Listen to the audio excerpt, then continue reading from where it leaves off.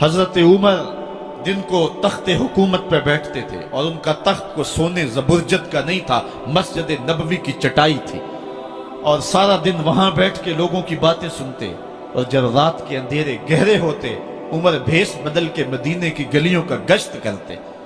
کہا تمہارے گھر سے دھواں نکل رہا ہے اور بچے رو رہے ہیں، ان کو کھانا کیوں نہیں دیتی؟ کہنے لگی عمر کی جان کو رو رہی۔ عمر کے پاؤں تلے سے زمین نکل گئی۔ کہا کیا ہوا؟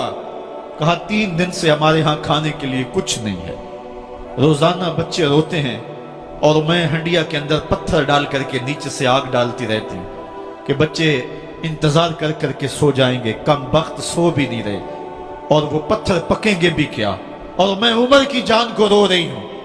حضرت عمر کا کلیجہ دہلنے لگا، فوراً پلٹے، واپس بیت المال میں آئے، گھی کا ایک کنستر لیا، آٹے کی بوری لی، مرچ مسالہ جات بہت کچھ اٹھایا، اپنے کندھے پہ رکھا، بوری اپنی کمر پہ لا دی۔ عمر بیت المال سے نکلے تو آپ کے خادم اسلم نے دیکھ لیا، آگے بڑھا، کہا میرے آقا میں اٹھاتا ہوں۔ عمر کی آنکھوں میں آنسو ہے۔ کہا اسلم قیامت کے دن میرا بوجھ اٹھا لو گے؟ کہا قیامت کے دن تو اپنا اپنا بوجھ اٹھانا پڑے گا۔ کہا عمر کو آج اپنا ہی اٹھانے دو۔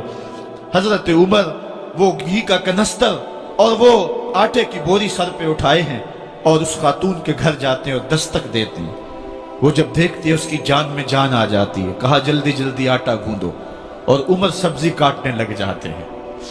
حضرت عمر رضی اللہ تعالی عنہ سبزی تیار کر دیتے، ادھر آٹا گند جاتا ہے، اور پھر اوپر چولہا رکھا جاتا ہے، چولہے کے اندر آگ رکھی جاتی ہے، وہ کھانا پکانے لگتی ہے، آگ بجھتی ہے۔ تاریخ نے لکھا ہے آگ بجھنے لگتی ہے، عمر جھک کر کے پھونکے مارتا ہے، عمر جھک جھک کے پھونکے مارتا ہے۔ کھانا پک گیا اور بچوں کے سامنے کھانا رکھ دیا، بچے کھا رہے ہیں۔ اب بچے رو رو کے نڈال ہو چکے تھے۔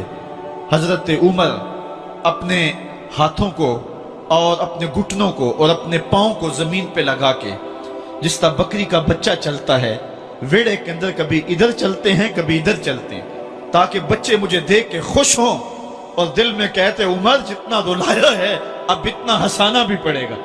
تو کبھی عمر امیر المومنین، یہ میں کسی آج کے جو ہے وہ لوگوں کے ووٹوں پہ منتخب ہونے والے حکمران کی کہانی نہیں سنا رہا، میں اس عمر کی کہانی سنا رہا ہوں جو 23 لاکھ مربع میل کا حکمران ہے، آدھی دنیا کا بادشاہ ہے۔ حضرت عمر جو ہے جس طرح بکری کا بچہ چلتا ہے، اس طرح اپنے ہاتھ اور اپنے گھٹنے زمین پہ ٹیک کر کے جو ہے وہ اس طرح چلتے ہیں۔ بچے عمر کو دیکھ کے مسکراتے ہیں۔ جب بچے مسکرانے لگے تو حضرت عمر نے اس خاتون سے کہا بڑھیا عمر کو معاف کر دے۔ اس نے کہا تو اتنی ہمدردی کیوں کرتا ہے؟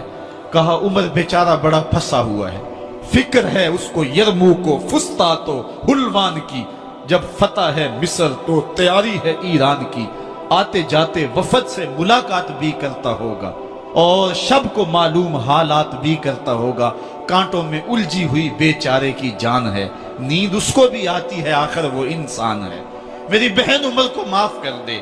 اس نے کہا نانا عمر کی بات میرے سامنے نہ کر، قیامت کا دن ہوگا، عمر کا گریبان ہوگا اور میرا ہاتھ ہوگا۔ جب اس نے یہ بات کہی تو عمر برداشت نہ کر سکے، بچوں کی طرح بلک بلک کر رونے لگے۔ کہا وہ بد نصیب عمر تیرے سامنے ہے، آج ہی کہلا جو کہنا ہے، قیامت کے دن مجھے معاف رکھنا۔ اس نے کہا تو عمر ہے؟ کہا بد نصیب عمر تیرے سامنے کھڑا ہوں۔ میرے عمر کہتے ہیں اگر دجلہ کے کنارے ایک بکری کا بچہ بھی پیاسا مر گیا، اس کا حساب بھی عمر سے لیا جائے گا۔ حضرت عمر نکلے یروشلم میں، ایک اونٹ ہے ایک غلام ہے، کبھی وہ سوار ہوتا ہے کبھی آپ باری مقرر کی ہے۔ جب قریب پہنچے یروشلم کے تو عمر کی باری نکیل پکڑنے کی اور غلام کی باری اوپر سوار ہونے کی آ گئی۔ غلام نے کہا آقا میں مرضی سے اپنی باری چھوڑتا ہوں، آپ آ جائیں، دشمنوں کے مفتوحہ علاقے میں آ رہے ہیں، تازہ تازہ علاقہ فتح ہوا ہے، اسلام کی شان و شوکت ظاہر ہو۔ عمر نے کہا اسلام کی شان و شوکت ایسے ظاہر نہیں ہوتی ہے، اپنی باری پہ تم بیٹھو گے، اپنی باری پہ میں بیٹھوں گا۔ لوگ منتظر کھڑے ہیں، دور سے جب دیکھا کہا اس کی ہیبت سے کانپتے تھے ہم، یہ تو کوئی حبشی لگتا ہے، رنگ کالا ہے، ہونٹ موٹے ہیں، اس سے تو زیادہ حسین اس کا غلام ہے جو آگے آگے چل رہا ہے۔ حضرت ابو عبیدہ نے کہا دھوکہ کھا رہے ہو، ہمارا آقا وہ نہیں ہے جو اونٹنی کے اوپر سوار ہے، ہمارا آقا وہ ہے جو لگام تھامے آگے آگے چل رہا ہے۔ حضرت عمر رضی اللہ تعالیٰ عنہ کو آگے بڑھ کے جابیہ کے مقام پہ حضرت ابو عبیدہ بن جراح نے استقبال کیا، تو حضرت عمر آگے بڑھے اور انہوں نے آگے بڑھ کر کے حضرت ابو عبیدہ کے دونوں کندھوں پہ ہاتھ رکھا، اور سنو حضرت عمر نے کیا کہا لا الہ الا اللہ انا کنا اذل قوم فاعزنا اللہ بالاسلام، کہا کہ لا الہ الا اللہ، اے ابو عبیدہ بن جراح، ہم ایک ذلیل قوم تھے اور اللہ نے ہمیں اسلام کی وجہ سے عزت عطا کی ہے۔ اور میں تمہیں ایک تاریخ ساز بات کہنے لگا ہوں، اور وہ یہ ہے کہ جب تک ہم اس عزت والے اسلام کے دامن کو تھامے رہیں گے ہماری عزت قائم رہے گی، اور جب اسلام کے علاوہ کسی اور جگہ سے عزت ڈھونڈیں گے تو رسوا کر کے رکھ دیے جائیں گے۔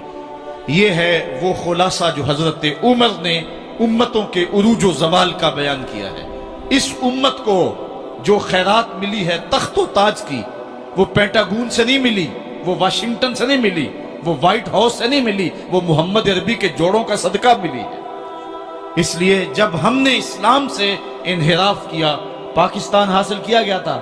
پاکستان کا مطلب کیا؟ لا الہ الا اللہ۔ ہم نے اس نعرے کو چھوڑ دیا ہوا ہے، ہم نے انحراف کر دیا ہے۔ آج ہماری نظریں مغرب کی طرف لگی ہے کہ تخت و تاج اس سے نصیب ہوتے ہیں، اور دنیا کے اوپر ہم رسوا ہو کے رہ گئے۔ ہماری پستی، ہماری زبوحالی، ہماری ذلت کا سبب یہ ہے کہ جس جگہ سے ہمیں عزت ملی تھی ہم نے وہ مرکز ہی چھوڑ دیا ہے۔ اس مرکز حیات کو، اس مرکز زندگی کو، اس مرکز عزت کو ہم نے چھوڑ دیا ہے، اور دنیا کے اوپر ہم رسوا ہو رہے ہیں۔ انہی حضرت عمر کی کہانی ہے۔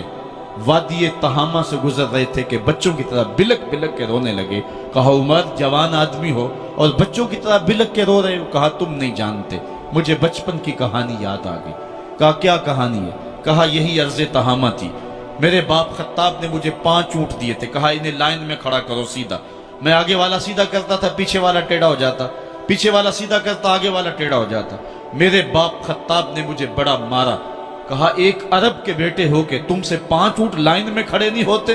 کہا ایک زمانہ عمر پہ وہ تھا کہ اس سے 5 اونٹ لائن میں کھڑے نہیں ہوتے تھے، اور آج شرق سے لے کر غرب تک 23 لاکھ مربع میل کی حکمرانی، اور انسان بھی لائن میں کھڑے ہیں۔ یہ محمد عربی کے جوڑوں کا صدقہ نہیں ہے تو اور کیا ہے؟